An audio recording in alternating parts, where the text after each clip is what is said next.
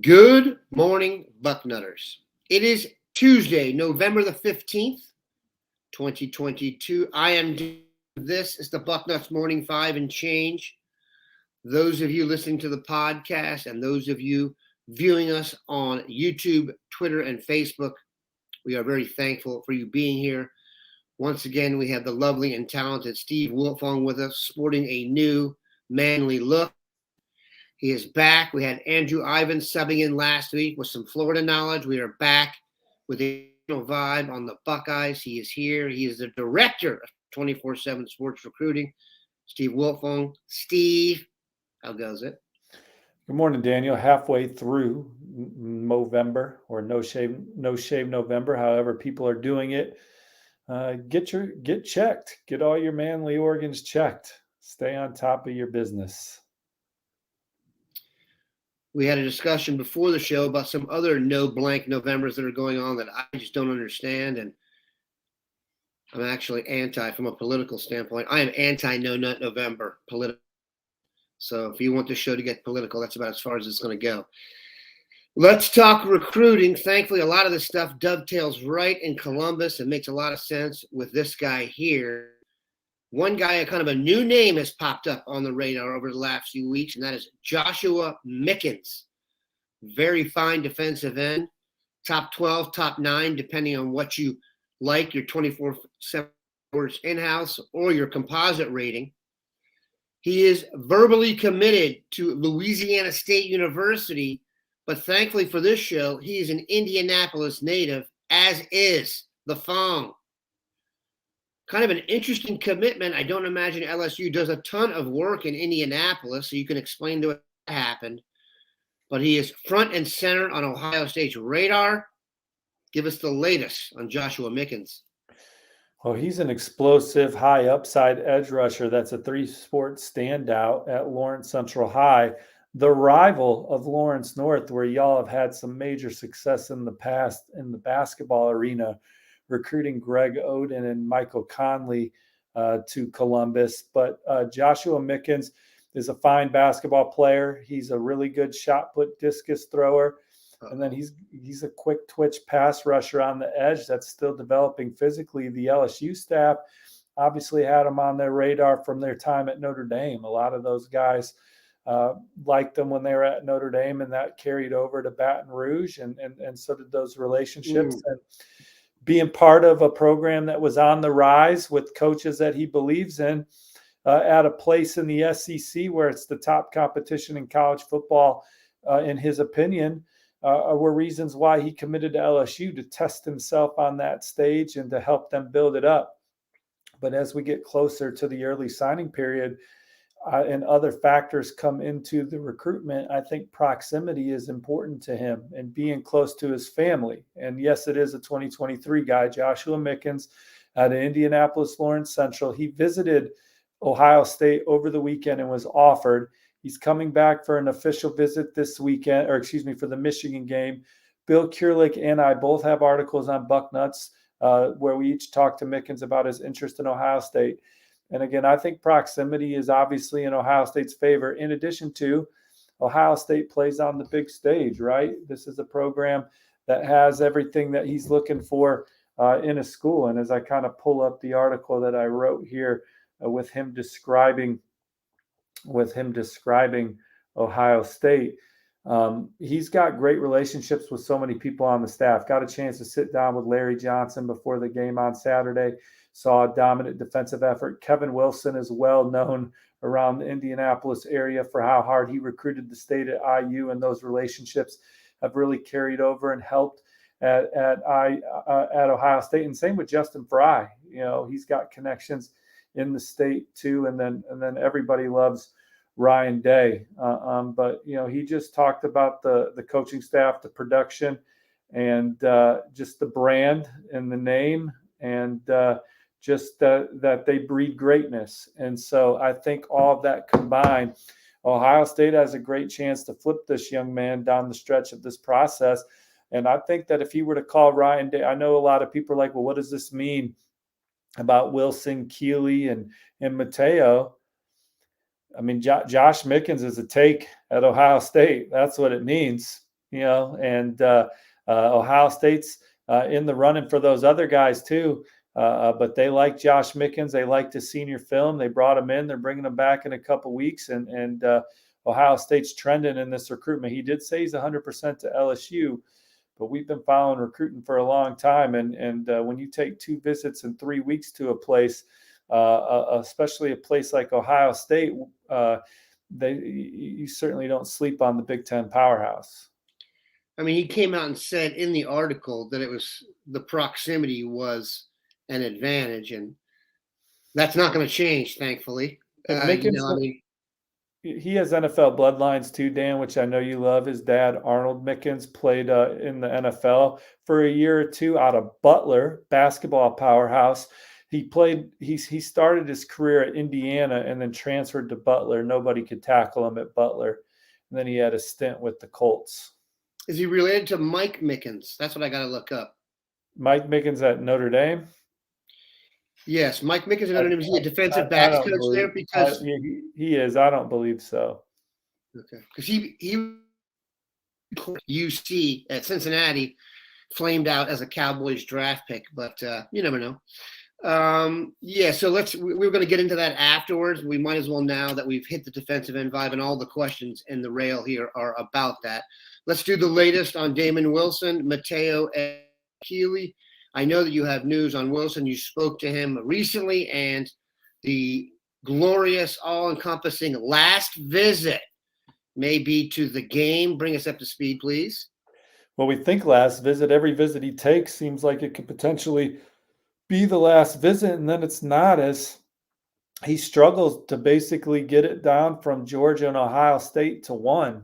My crystal ball forecast is on Ohio State. While I do think that Georgia moved the needle with their last visit, and he's been to 2 Georgia games this fall, no one told me I needed to switch my pick. So I'm still rocking with Ohio State, and they're getting a visit here. And obviously Larry Johnson's track record, the way the defense has played this year, he was at the Notre Dame game, so now he's going to get a chance to see another big game. And quite frankly, he's going to get a taste of the weather, which I think one way or the other is going to be a big deal here. Mm-hmm. Talking about a Florida boy here, he's going to get up there for a big game at noon. He's going to get a feel for what the fall, early winter is as you end the season here in the Big Ten. And so, I think that could be a factor. Now, they haven't said that. I'm just saying I know that I know he likes the idea of playing in the SEC. I know he likes Georgia, and I know he likes the way Georgia produces. I know he likes the way Georgia sent a lot of players to the NFL draft. I know he likes Coach Chid and Coach Smart and has really vibed with that staff and got around the players a lot on his last Georgia visit. He certainly was around the players on his last Ohio State visit when they beat Notre Dame, but it's a chance to get back, continue to vibe with them, continue to vibe with the staff. And this is a tight recruitment down the stretch where Ohio State and Georgia have both had some momentum. With Matayo, I still like Ohio State, but you don't sleep on the other contenders, right? USC, Oregon's going to make a big push at some point. I think that they've impressed him. And I know Matayo really likes Oregon. Obviously Ohio State in their position is well documented at this time. And there's some other programs that have been mentioned in the mix, from Alabama to Georgia to Texas A&M. So, we'll see what happens with the stretch run with Matayo. That one's supposed to go to the final day. And then with Keon, I know Ohio State's still a finalist, but Alabama, until someone tells me different, Alabama's my prediction for him. So I think the general question here, that you've addressed it, but what I got out of this is Mickens, whether or not they were recruiting the other 3 guys, they just feel he's good enough to play at Ohio State. Absolutely. Yeah. People have to remember also that guys as juniors aren't the same as they are as seniors in high school. They get better, they grow, they develop. So the idea that he wasn't as much on the radar before and is now, it's probably more linked to the fact that his senior video got put together than anything to do with the other dudes. So I would trust in the Ohio State, approach to recruiting, and that the love for Joshua Mickens is not going to isolate or offend another recruit. And if it did, you probably have to wonder whether or not they are Ohio State worthy anyway, because, by the way, the competition here is as tough as it gets on the earth. All right. We're going to take a quick break to pay some bills here and come right back. All right. We are back. If you're watching live, you don't get that commercial right there, though, do you? You do not. You just get to see our beautiful faces glitch for about 10 seconds. Little jingle there. We got to come up with something. I think maybe have your kids whip something up on the old keyboard there. Okay. That down, Daniel. The other name that has come up, and it seems like they're staying in it. I don't know how confident I want to be. I know now that Jim Knowles likes him in the jack position. That is Arian Carter out of the Memphis area, I believe. Kind of a late bloomer who was verbally committed to Memphis. Now he's the apple of all the elite eyes.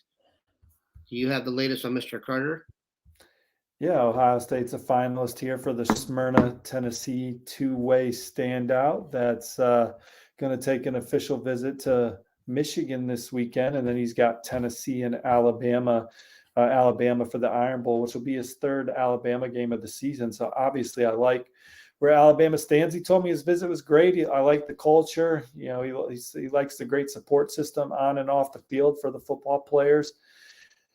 And this is a high academic kid that's got ambition to be in pre-med. He's having a terrific senior season, over 1,000 yards rushing and 19 touchdowns with 84 tackles, 2 forced fumbles, an interception, and 3 sacks in 10 games. So he's filling the box score on both sides of the ball. Just a high effort player, smart, instinctual, hard hitting football player that, I think his visit to Ohio State resonated. Now, is it enough to bypass some programs that he's more familiar with? He's been to Tennessee this fall going back, or Alabama.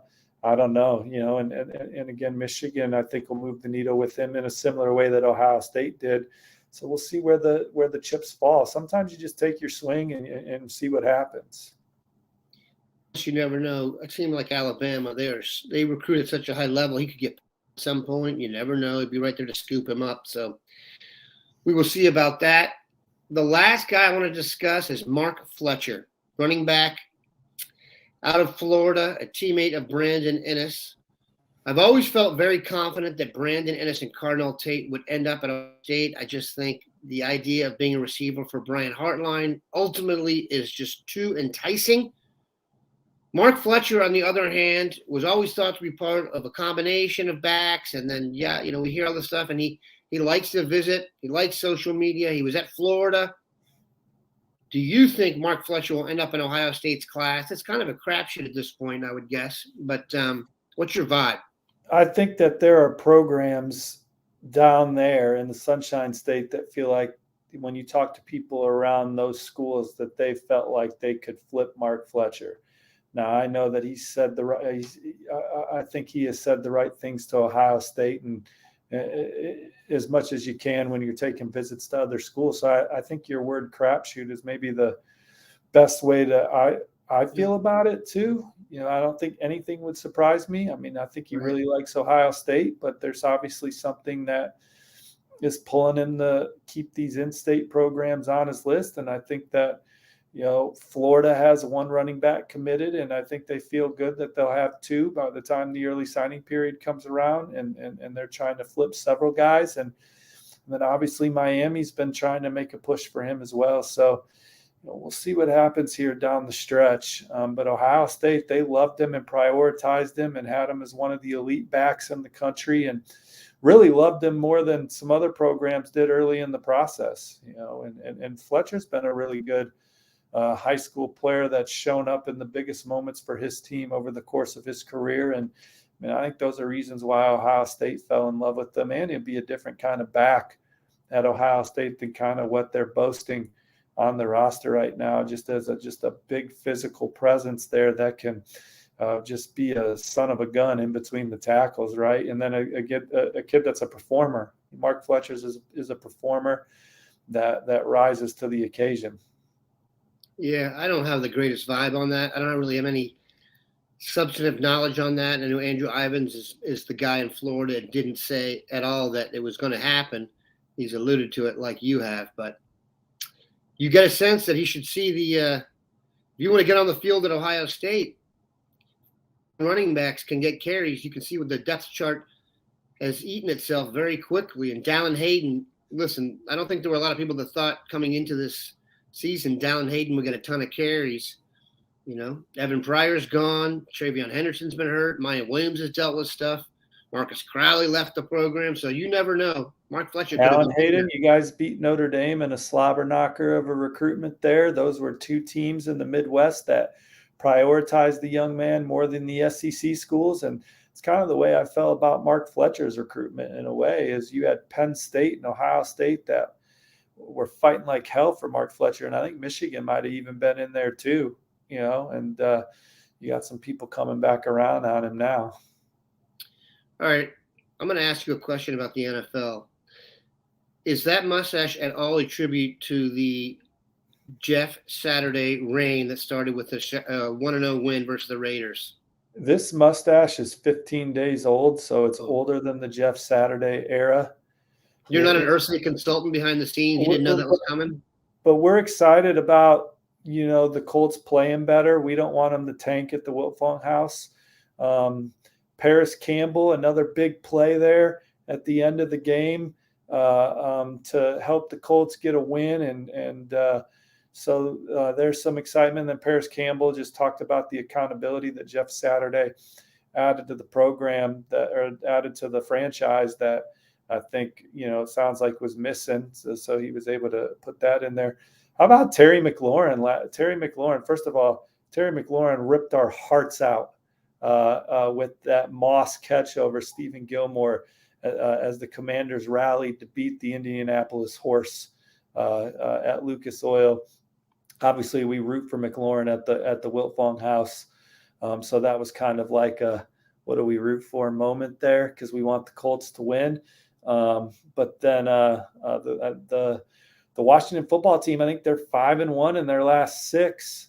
And McLaurin had another big night last night. So, but Tyquan Lewis, Paris Campbell, they're making big plays for the Colts here. And this mustache is more of a reminder for y'all, if people bring it up, to get your colon checked and, stay up on testicular cancer and be healthy, eat right, try and work out, try and, get some sleep, Who's looking out for the dads on these streets? Maybe even donate some money to some of these causes if you can.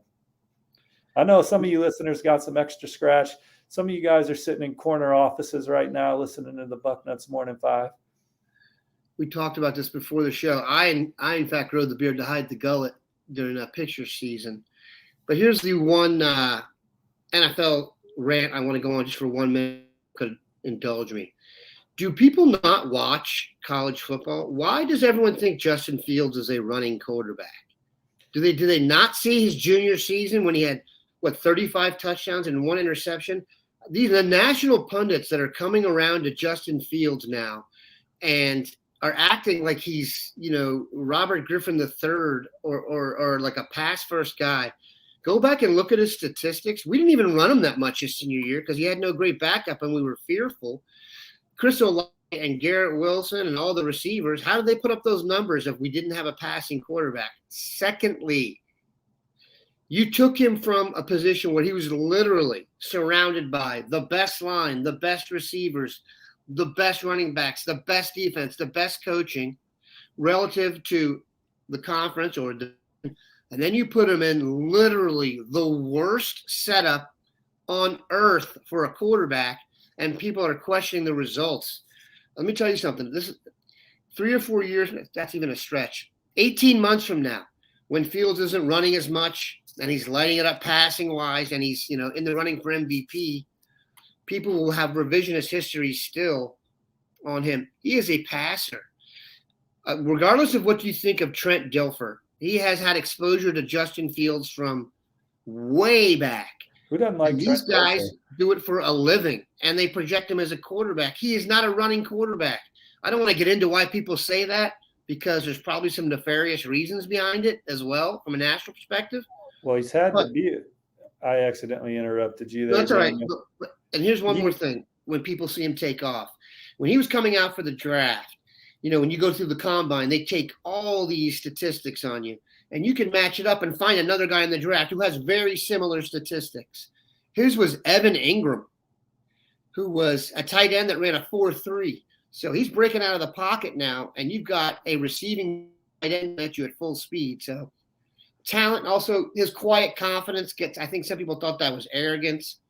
What I love about Fields the most is when you see Fields believes, and I agree with him, he's the best player on the field every time he steps on it. He wasn't maybe the first few games, but he believes that now. And everybody who jumped off, they should be ashamed of themselves, because it's not like Ohio State is Division III football. Every game's on TV. Everyone saw Justin Fields play. So I really don't understand that. That's another reason why you should be investing in local coverage rather than these national pundits on stuff other than recruiting, obviously. But rant over, Steve. Do you have any vibe on that? Well, Justin Fields is a kid that loves playing football too. You remember him fighting for the Big Ten season during the pandemic. Totally. He just wants to be out there and play, and he loves playing. I think we talked about it on this show, but the play calling for the Bears early in the season was so frustrating because they weren't taking advantage of his skill set within the personnel that they have. Certainly, I think that the Bears will ultimately add playmakers around Justin Fields as they now see what a promising quarterback they had. I was worried that they were going to give up on him. I was hoping they would. In a way, the Cowboys. I'm serious. Well, you can go into my. It's hard to bounce back. It's hard to bounce back in the league when you get given up on. So here he is now, for one of the best franchises in pro sports, starting to shine. Like the city of Chicago is most well known. The city of Chicago is starting to fall in love with him. He's doing what he has to do to move the football right now, which he has a skill set that is similar to like Lamar Jackson, or in that mold where he can break you down in a number of different ways. I think that he has got a chance to. I mean, he's an elite passer in my mind too. But I mean, he's not running. They don't have great wideouts right now, so it'll be interesting to see how the Bears build it up around him. But I mean, the Bears a few weeks ago couldn't move the ball an inch against the Commanders. Now they're exciting on offense. They're moving the sticks. They should have never traded Roquan. Like, they got an exciting, and I say they should have never traded Roquan within the lens of their defense would be playing better and they would get some more stops. But who knows what they'll turn those draft picks into or whatever. So we'll see what happens in the future. But Justin Fields, exciting trajectory, going to be one of the best quarterbacks in the NFL. I agree with you. The NFL game is changing. Could he be one of those old school guys that sits in the pocket and picks you apart? Absolutely. But he's got an element to his game very unique.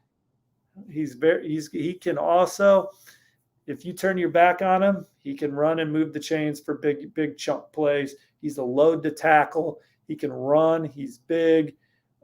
He's smart. He's got everything you're looking for at the position, and the Bears are utilizing him correctly. And again, he's in a town that loves football. So if you love Ohio, he's got a chance to kind of become a legend there, right? And if they would have gave up on him, that's not a career ender, but it's hard to come back from that in the NFL. It's difficult, but it's so much based on situation. Just from a relative perspective, just imagine. So the NFL has 30 teams. Imagine just for once the Big Ten was 30 teams, and you sent Fields to the team with the worst receivers and the worst line of the 30 teams. He wouldn't look like he'd looked at Ohio State.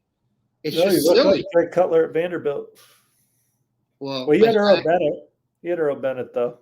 Yeah, I mean, Jay Cutler made it out of Vanderbilt because he was learning to play under fire each week. By the way, Vanderbilt got the win. He was legit. He was very legit. Talent-wise. 2 cent head. So I'm just very excited for Justin, and he definitely broke the curse. These people that say the curse rest his soul, Dwayne was sent into a terrible situation as well in Haskins was a Washington. starter. I mean, and got Haskins was screwed. fine. He just, I mean, Justin Fields is a grown-up. He's mature. Yes. He's so mature. Glad he's a Buckeye. Great show. We went on a little rant there at the end, so that was free. We're not going to charge extra for that. We appreciate the Fong stopping by. Have a good one, Bucknutters.